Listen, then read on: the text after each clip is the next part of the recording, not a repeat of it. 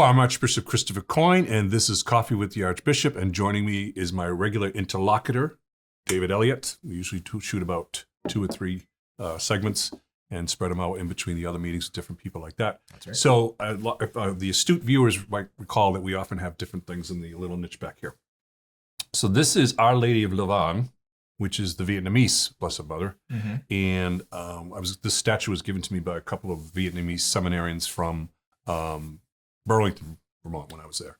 And this is an interesting story because the apparition's fairly ancient in the sense of these things. It was like 1783, it was late 18th century, when there was a persecution of Christians in Vietnam, and they fled to the Lavang wilderness to hide there.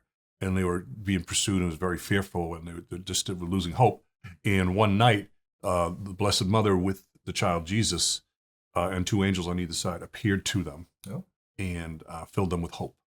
So she has a play. The apparition of Our Lady in Vietnam she's enculturated. She's wearing Vietnamese traditional garb and all that. But do you see this? You see this all over the place in the sense of different cultures. Yeah. And is that true to how she appeared to them? I don't know. I'd have to go back and look at the original portraits of her. Sure. But that's the way she's been put forward now. But what the interesting thing is, you go around the world and Blessed Mother appears in different places and she gets enculturated. Mm-hmm. And she takes on the garb. It's like, well, the most famous one is Our Lady Guadalupe. Yes, of course. She's wearing the garb of a Mexican, one of the peasants at that time, and all that. So it is very fascinating. Yes, I've enjoyed that myself, seeing all the iconography from all around the world of different saints and how they're portrayed within that culture. Yeah, it's very interesting stuff. Yeah. And speaking of interesting stuff, the USCCB. I'm glad you think it's interesting because I'll tell you, folks, I'm not a big fan of sitting at meetings, just listening and being talked to, but that's kind of what happens when I go to these meetings. But you're part of some very interesting work at the USCCB. Now, for our viewers who don't know, the USCCB is the United States Conference of Catholic Bishops. Correct. And so this is the cumulative body of bishops, Catholic bishops and archbishops, of course, in America. And they have different committees and different subcommittees that you're involved with. And looking at some of the things you've been involved with there, you started there as the chairman of the USCCB Communications Committee. What kind of work did you do? Well, I started out actually when I first was, first of all, the membership of the USCCB is made up of bishops who serve in the United States. Mm-hmm. And, interestingly enough, Puerto Rico is a Commonwealth of the United States, and it's part of the United States. But for some reason, Puerto Rico is affiliated with the Caribbean Bishops' Conference. Oh, okay. So when the bishops from Puerto Rico come, they come as just observers, and they're there, and we welcome them and all that. But it's not necessarily an American bishop is a member of the conference, because we have bishops who serve in Rome, cardinals who are in Rome, but that's where they're working. So they're not members of the conference. Okay. So they don't, Cardinal Burke, when he was working over there, and he was not part of the conference. Okay. So the conference, again, is made up only of bishops who serve in the United States, and it's made up of auxiliary bishops, ordinaries, and retired bishops. But the retired bishops are just there. They don't have any voting rights or anything like that, but they still come.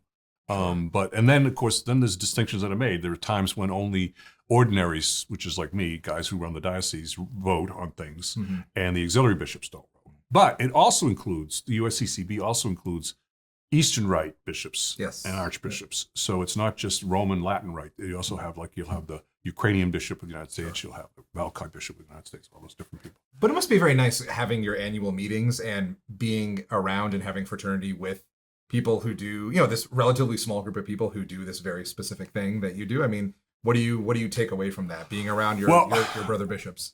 No, and you connect. I have my bishop's support group, which became part of my life when I was in Indiana. And most of the bishops that are part of my support group are around that Indiana and all that. And but I reconnect with my group in person rather than just on Zoom meetings. We usually have every Tuesday night. Tuesday night is our night to get together for prayer, and then we go out to dinner and we have conversation. And so that's good. And you do network. The conference has changed a lot. Kiddingly, when I said I'm not a big fan of meetings, They've actually changed it a lot. So it's less sitting there and getting talked to, and it's more collegial and synodal. So we break out, we have tables now where we sit like 4 or 5 of us. And then at a certain point when they make a presentation, then we share and talk about these different things and move forward. Do you feel like it got more synodal in wake of the Synod on Synodality? I do. Sadly, the one of the least synodal bodies that I was part of up until 2 or 3 years ago was the USCCB, because we really didn't talk to each other in the sense of formally talk to each other, listen to each other, and hear each other. It was basically whoever was getting up to talk on the microphone. Sure. And oftentimes when you're in a meeting in November, the November meeting, or there's one coming up in June, out on the West Coast, they'll be, live streamed. Not as much as it was. We've asked not to live stream so much because there are men who are hesitant to get up if it's on camera.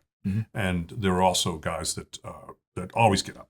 There's one particular bishop that we all have like a bet as to how long into the meeting he'll get up. And I actually won.